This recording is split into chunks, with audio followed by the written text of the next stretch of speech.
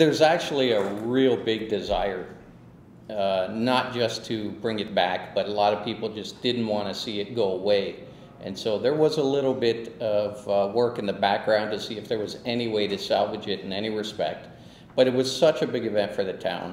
And, you know, for 10 years it went off without a hitch, really.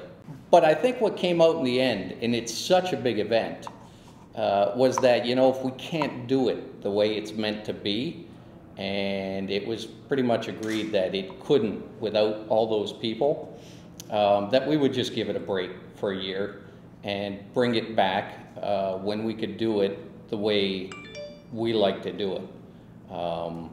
And I think that's a great event for us because it highlights one of our biggest strengths, which is the volume of volunteers. You've got something like 450 volunteers. 500 volunteers to run that event. I mean, you know, other mayors say to me, I can't believe you have that many volunteers. We couldn't get a fraction of that for any event. And we run something that big with almost 500 volunteers.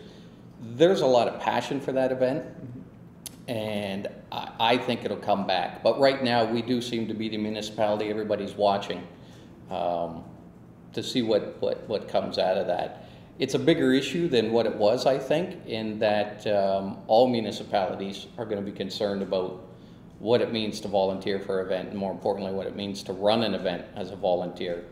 The reality of it is it's going to set the stage of any event going forward. It really is. I mean, it's unfortunate it happened in Amherstburg, along with everything else, but it's going to set the stage of all future events in any community, right? Because when you talk about increased liability and that perspective, if we're looking at it as an economic driver, then the reality of one or two things is going to happen. Either senior levels of government are going to come in and make decisions that are going to mitigate that liability issue, and what winds up happening is it costs more money to run an event, and that just gets passed down to the consumer.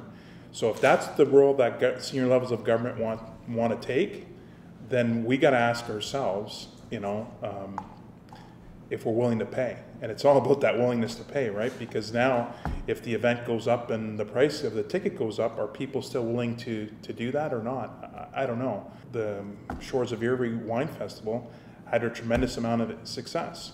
Now, was it because of the local wines? Was it because of the setting? And did the price play an important factor? I guess we'll have to find out to see what the decision is and if that's going to change the pricing structure, right?